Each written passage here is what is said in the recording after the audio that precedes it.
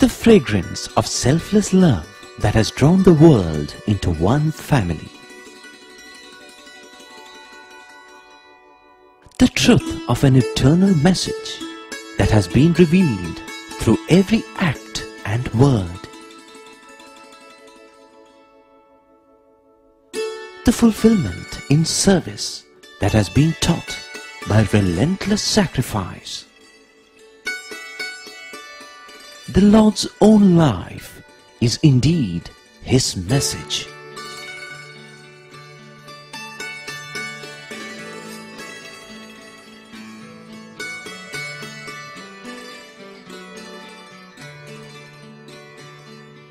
Sai Ram.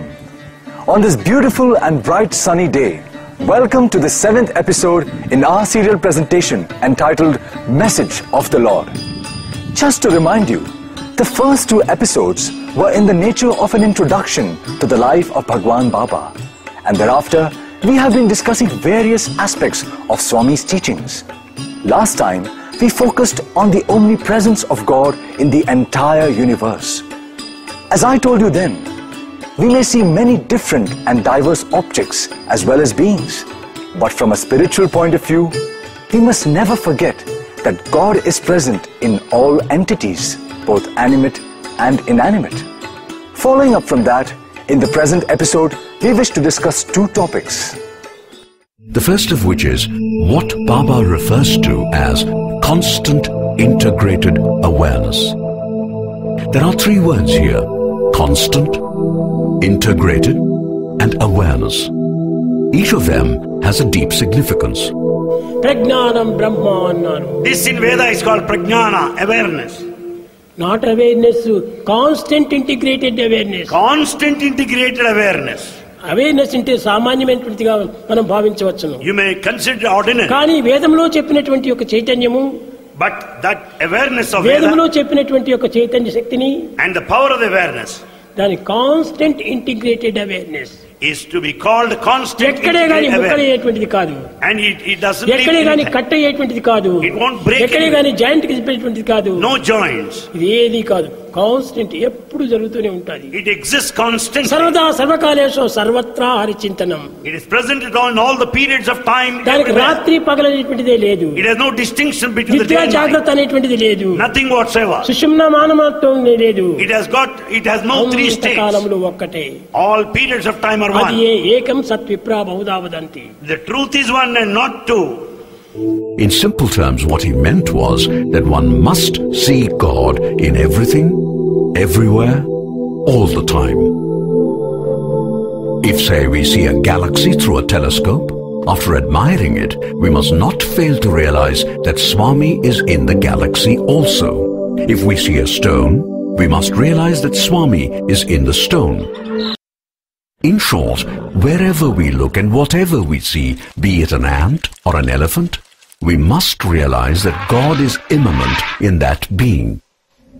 If we keep on doing that, we would realize, as Swami often reminds us, that there is no place in the universe where God is not present. Indeed, the entire universe is only God and nothing but God. Achieving that realization is what constant integrated awareness is all about. Now you might ask, why on earth should I worry about this constant integrated awareness that you're talking about? I'm a busy person and I have very important things to do. Okay, tell me, what benefits will I get out of this constant integrated awareness? What is there in it for me? Well, becoming aware of God's omnipresence and staying in that state of awareness all the time will certainly not increase your bank balance, fetch you awards and things like that. However, there is something far more precious that one can gain, which is God's limitless grace, and a quick reunion with Him, after which it would be nothing but bliss all the time. So, there is something at the end of the rainbow, if that is what you want to know. Meanwhile, someone quite practical might argue, yeah, I'm a businessman. I pray to God, I worship Him, I go to the temple, And now you're telling me I should see God in everything I do, including my clients, my customers? I make offerings to God, and I'm supposed to make free offerings to my customers? Doesn't make sense to me. I've got a business to run here. I've got salaries to pay. It's just far too complicated for me to understand. Now that is a very good point. Sorry. And let us see what Swami says about it. Baba's point is simple, and he essentially says, "My dear fellow, you seem to be in a tearing hurry, and do not pause even 1 second to think about what I am saying. Did I ask you to give anything free? Did I say, do not make profit? Now listen carefully to what I mean when I say, see God in every person. First ask yourself, what is God? The answer is simple. God is Satya, Dharma, and Prema. Hence, do business with your client in a truthful and righteous manner, which means firstly, do not cheat and take him for a ride. You do not have to fall at the feet of the client or give anything free, but just do honest business. Make a profit by all means. The code of Dharma allows you to do that, but do not gouge him for heaven's sake. Profits must be moderate and never excessive nor amount to exploitation. Free market advocates might tell you that price is what the market can bear, but that is not Dharma.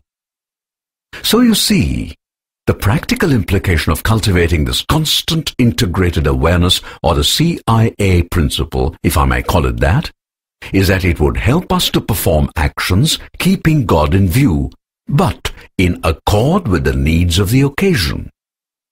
That is how one must live in this world, reacting no doubt to short-term considerations, but always keeping the long-term in view. And long-term consideration means that the ultimate goal of life is to go back to God from whom we all have come. There is a balance between the short and long-term objectives, and I hope that is clear. Having discussed the CIA principle, which is the first of the two topics that I wish to present in this episode, let me turn to the second one. People sometimes ask, especially those undergoing great difficulty and pain, "Oh God, why did you create this universe and put me in it?" Fortunately for us, Swami has given the answer, which is, I separated myself from myself in order to love myself.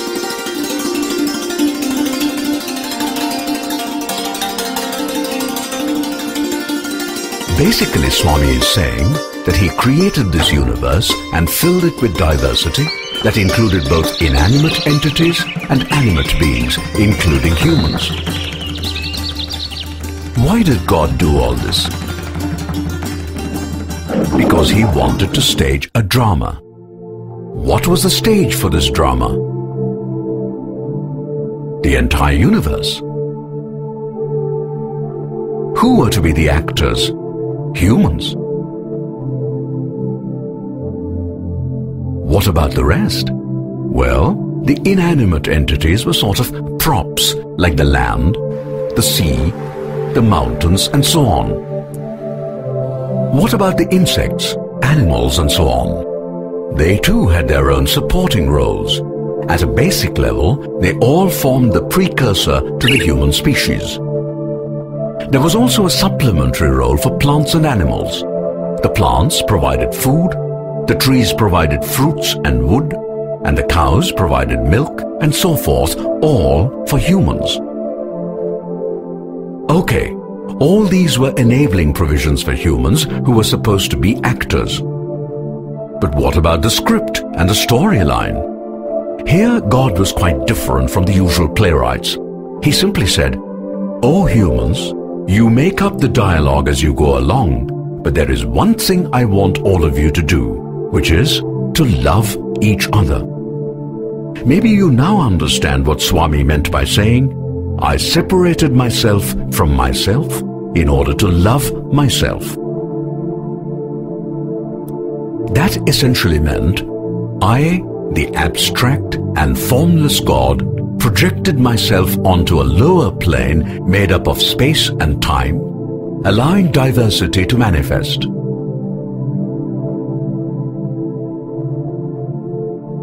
I became immanent in all aspects of this diversity, so that my love became embedded in every bit of the universe. In particular, I gave to each individual the infinite treasure of pure love. I then expected all humans to act in a loving and selfless manner towards each other. I did all this so that love, which is latent in the formless God, might become patent and manifest via humans with names and forms. So, maybe you now have some idea of why God created the universe. He did it so as to stage a drama with all of us humans playing the role of actors. There was no script or storyline, and God gave us perfect freedom to take the play along as we wished. But He was clear about one thing He definitely wanted. He said, "Dear humans, pure and selfless love must be the theme of whatever you do. And remember, that automatically implies that your thoughts, words and action must also be pure."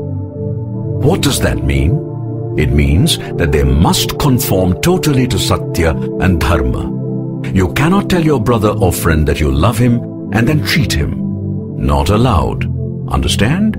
Now go ahead and let the play evolve while I sit back and enjoy myself. Interestingly enough, that is not how things worked out. The actors, that is us humans, forgot God's instructions and began acting and speaking as they wish, meaning they allowed selfishness, greed, desire, anger, etc. to creep in, with the result the play began to get ruined. Worse still, humans began to have conflict, harm each other and so forth to such an extent that from time to time God had to put in a personal appearance as an avatar to set things right and get the play back on track, so to speak. And that, by the way, is how Swami happens to be in our midst right now, meaning that we have messed up the world so much that he feels we need his help. Teach me, O Swami, teach me, my Lord, that you're in me and I'm in you. Let me remember with every breath I take that I'm your child. But let us search our hearts and ask, do we feel that way? Swami often says, I give you what you want, interviews, rings, watches, etc., so that you would ask for what I have come to give.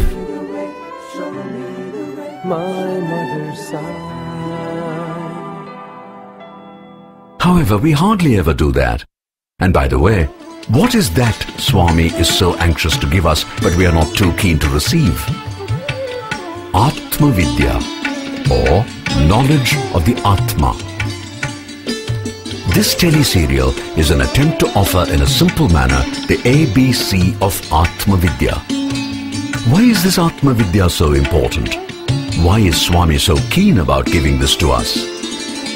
We have called attention to this earlier, but maybe it is worth repeating what has been mentioned before.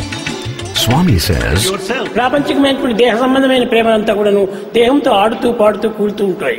but we think of the body relationship.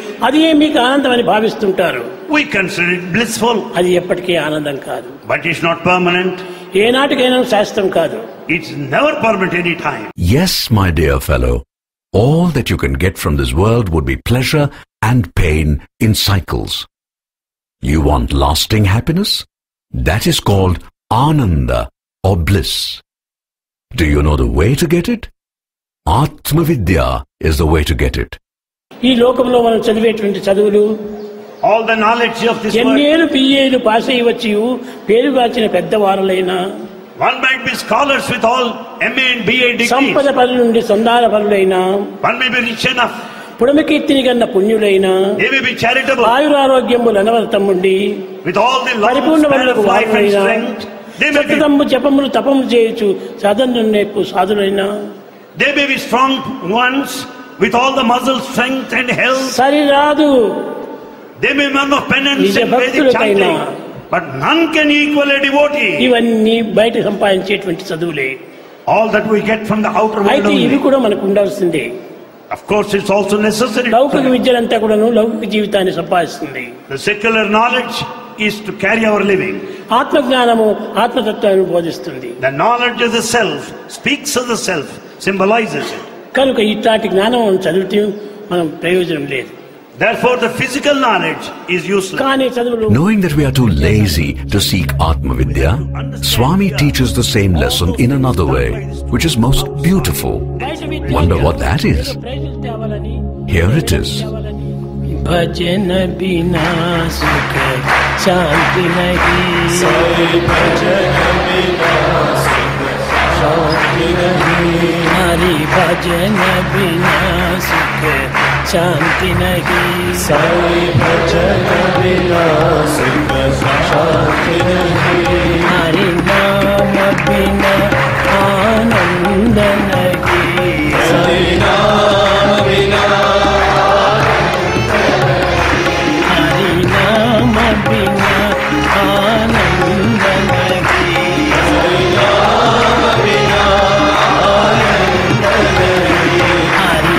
Dear viewer, just think of how many hundreds of discourses Swami has given in public and private, explaining Atma Vidya and all its aspects. Just think of how many times Swami has sung this bhajan for us. At least now, we should introspect and ask ourselves whether we are paying attention to the deeper meaning of what Swami is telling us. And we should not forget that it is not every other day that God comes down in human form to be amongst us.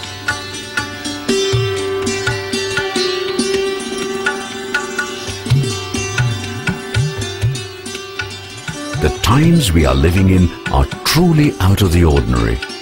To be in Swami's presence and see him is a precious privilege.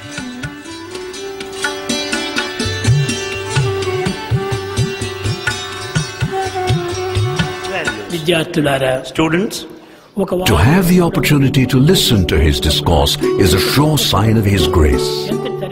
To serve him is a blessing that simply must not be missed. And remember, service to man is service to God.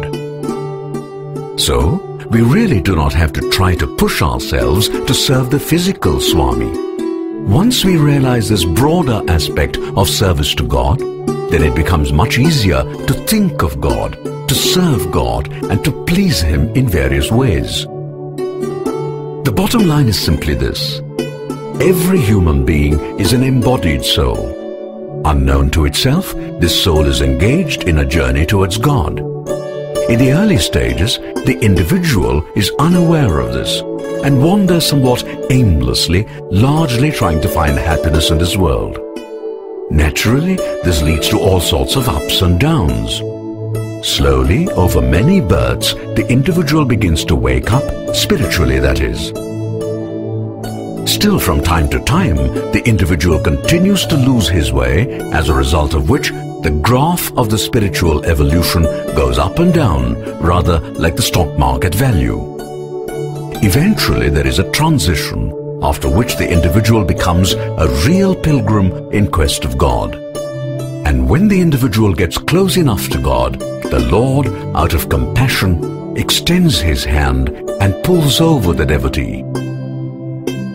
The goal is finally reached, and it is bliss thereafter. Maybe we can now think in terms of a take-home lesson. I would say the lesson is, birth as a human puts the individual on the long road to achieving full awareness, which Swami refers to as constant integrated awareness. In that state, one may physically see diversity around, but always tunes to the God immanent within. Once one learns to see God in everything, everywhere, all the time, life becomes very different. it becomes one endless communion with God in a variety of ways, all of which fill the person with bliss or ananda. That, more or less, is the end of the road, barring the shedding of the mortal coil. I think it has been a heavy meal today with a lot of things to ponder about. So maybe we can take a break for now and meet again tomorrow to discuss and resume further. Meanwhile, I do hope you're enjoying the series and also find it useful. Thank you for being with us and meet us again tomorrow for the next episode. Jai Sai Ram.